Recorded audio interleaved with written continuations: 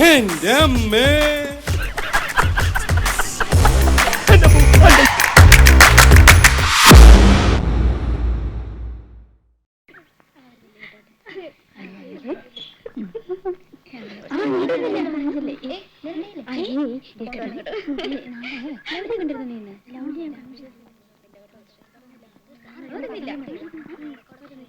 പെങ്ങളെ രേവതി എന്ന കുട്ടി കോളേജിൽ പോയോ? മുറിയിലുണ്ടല്ലോ.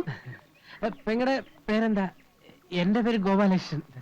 ഓ, നിങ്ങളാണല്ലേ ഗോപാലകൃഷ്ണൻ? ധാരാളം കേട്ടിട്ടുണ്ട്. കണ്ടതിലും വളരെ സന്തോഷം. പോട്ടെ. രേവതി, ഒന്ന് വേഗം വാ, സമയായി. ദാ വരുന്നു.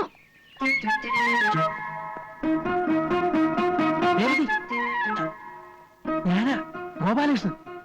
വിഷ്ണു സാർ പറഞ്ഞിട്ട് വന്നതാ. അയ്യോ ഈശ്വര, എന്തിനാ ഇപ്പൊ ഇങ്ങോട്ട് വന്നത്? ഇവിടെ ആകെ പ്രശ്നമായിരിക്കുക. എന്താ എന്താ പ്രശ്നം? എല്ലാം മാറ്റിനറിഞ്ഞു. വിഷ്ണുവിന്റെ കത്തുകളൊക്കെ പിടിച്ചു. എല്ലാം ഡാഡിക്ക് അയച്ചു കൊടുക്കുന്നു പറഞ്ഞിരിക്കുക. സംഗതി പുലിവാലായോ? ഒരു കത്ത് വന്നാ പൊട്ടിച്ചിട്ടേ തരൂ. ഫോൺ വന്നാ തരില്ല. കാണാൻ ആള് വന്നാ അനുവദിക്കില്ല. കത്തിൽ പേര് വെക്കായിരുന്നു നന്നായി. കുറെ ചോദിച്ചെങ്കിലും വിഷ്ണുവിന്റെ പേര് ഞാൻ പറഞ്ഞില്ല. ഡാഡി അറിഞ്ഞ എന്നെ കൊന്നു കളയും. അതിപ്പോ ഞാൻ സാറിനോട് ആരായാൾ? ഞാനറിയില്ല. മാറ്റൻ ഇവിടെ ഉണ്ടോന്ന് ചോദിക്കായിരുന്നു. അയ്യോ, ഞാനോ?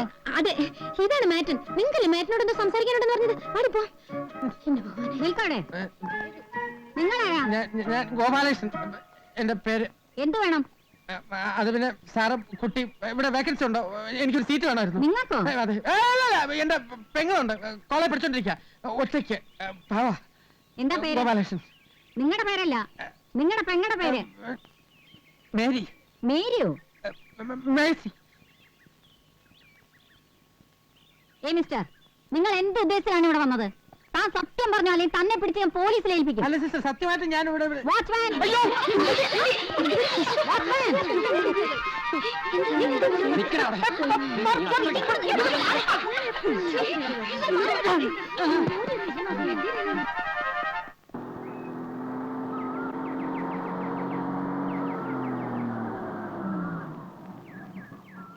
Hi uncle. Hi Jaya, good evening. Good evening uncle.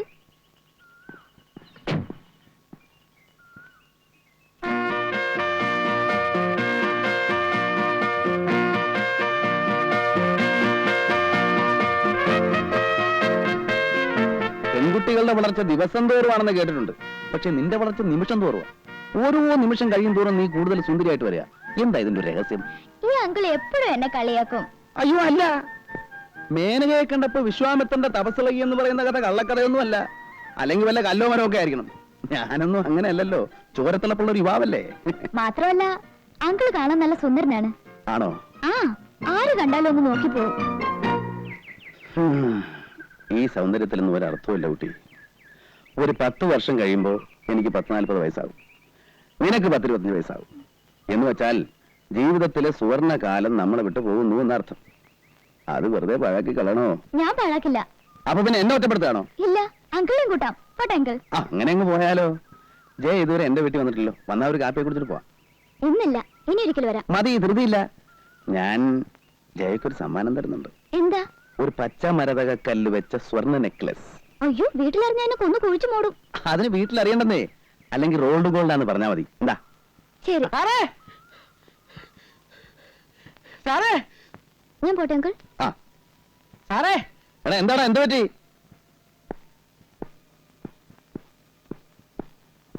നല്ല പണിയാ കാണിച്ചത്.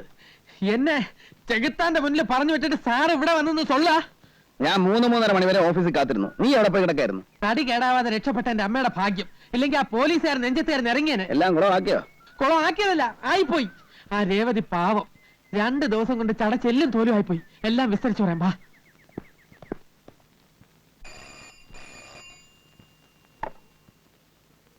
Yes, women's hostel. മേറ്റിനാണ് സംസാരിക്കുന്നത്. നിങ്ങൾ ആരാണ്?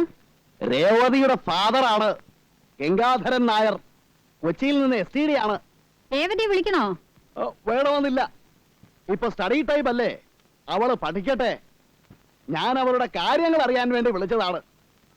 അവളെ നാട്ടിൽ പഠിക്കുന്നുണ്ടോ? പഠിക്കാൻ മോശമില്ല, പക്ഷെ ഈയിടെയായിട്ട് ചില അഫയേഴ്സ് ഒക്കെ ഉള്ളതായിട്ട് അറിഞ്ഞു. കുടുംബത്തിന് ചീത്തപ്പേരുണ്ടാക്കി വെച്ചോ? കൊല്ലും ഞാൻ അവളെ. ഞാൻ ഇപ്പൊ തന്നെ പുറപ്പെട്ടു വരണോ?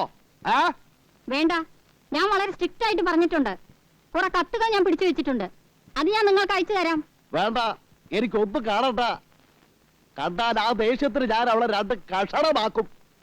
അവളുടെ പഠിപ്പ് ഞാൻ അവസാനിപ്പിക്കും. അതൊക്കെ സിസ്റ്റർ തന്നെ എടുത്ത് നശിപ്പിച്ചേക്ക്. പിന്നെ വരുന്ന കത്തുകളൊക്കെ സെൻസർ ചെയ്തിട്ട് കൊടുത്താൽ മതി. ശരി. വിസിറ്റേഴ്സിന് ആരെയും അനുവദിക്കണ്ട. എന്തെങ്കിലും ആവശ്യം വന്നാൽ എന്റെ ഒരു കസിനുണ്ട്, അയാളെ അറിയിച്ചാൽ മതി. വിഷ്ണുനാരായണൻ എന്നാണ് പേര്. പ്ലാന്റർ ആണ്. ഓ, വിഷ്ണു താങ്കളുടെ കസിനാണോ? വിഷ്ണുവിനെ ഞാൻ അറിയും. ഈ ഹോസ്റ്റലിന്റെ അഡ്വൈസറി കമ്മിറ്റി മെമ്പറാണ് അദ്ദേഹം. ഓഹോ, എങ്കിൽ സിസ്റ്റർ ഒരു ഉപകാരം ചെയ്യണം. ഇപ്പോൾ തന്നെ വിഷ്ണുവിനെ വിളിച്ചൊന്ന് പറയണം, അവളെ ഒന്ന് ഉപദേശിക്കാൻ. പുറത്തു വിടണമെങ്കിൽ വിഷ്ണുവിന്റെ ഒപ്പം വിട്ടാൽ മതി. ഓക്കെ, STD ആണ്. നിർത്തട്ടെ. Thank you sister. കലക്കിട്ടോ, സമ്മതിച്ചിരിക്കുന്നു. ഈ മൂരാച്ചികളെയൊക്കെ വിറ്റ് കാശ് നമ്മുടെ കയ്യിലില്ലേ ഗോപാല? ഏറ്റാതെ ഇപ്പൊ വരും ഫോൺ. കണ്ടോ? Hello, Vishnu here. നമസ്കാരം സിസ്റ്റർ. ഞാനിപ്പോ ഓഫീസിൽ നിന്ന് വന്ന് കയറിയതേ ഉള്ളൂ. എന്താ വിശേഷിച്ച്? കൊച്ചിയിൽ നിന്ന് ഗംഗാധരനായി വിളിച്ചിരുന്നു. അപ്പോഴാണ് അറിയുന്നത് നിങ്ങൾ കസിനാണെന്ന്. ഓഹോ, ഏട്ടൻ എന്താ വിശേഷിച്ച്? ഞങ്ങളുടെ ഒരു കുട്ടി അവിടെ ഉണ്ട്, രേവതി. ഉവ്വ്, അവളുടെ ഒരു കാര്യം സംസാരിക്കാനുണ്ടായിരുന്നു. മിസ്റ്റർ വിഷ്ണുവിന് നാളൊന്നും ഇവിടെ വരെ വരാൻ അസൗകര്യം ഉണ്ടാവുമോ? നോക്കട്ടെ. നോക്കിയാ പോരാ, വരണം, അത്യാവശ്യമാണ്. ഓക്കെ സിസ്റ്റർ, നാളെ രാവിലെ ഓഫീസിലേക്ക് പോകുന്ന വഴി ഞാൻ അവിടെ വരാം. Thank you. എപ്പടി ഗോപാലകൃഷ്ണ. ரொம்ப பிரமாதம் சார். ഈശ്വര, പരീക്ഷിക്കരുതേ.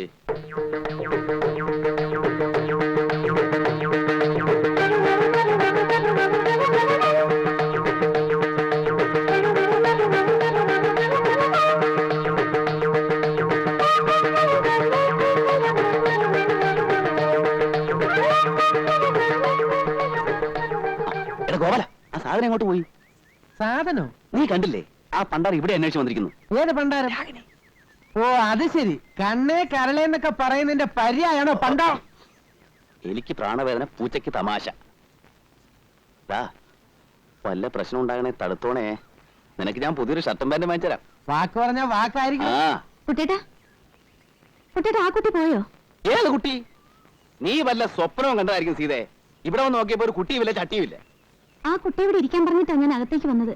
രാഗിണി എന്ന് പറഞ്ഞ കുട്ടേട്ടനെ അറിയുന്നു. ഞാനും അറിയാലോ. കൊള്ളാം. വെളുത്തിട്ട് കാണാൻ നല്ല തറവാടുത്തുള്ള കുട്ടിയാ. 10-22 വയസ്സേ ഉള്ളൂ. നീ അറിയോടാ?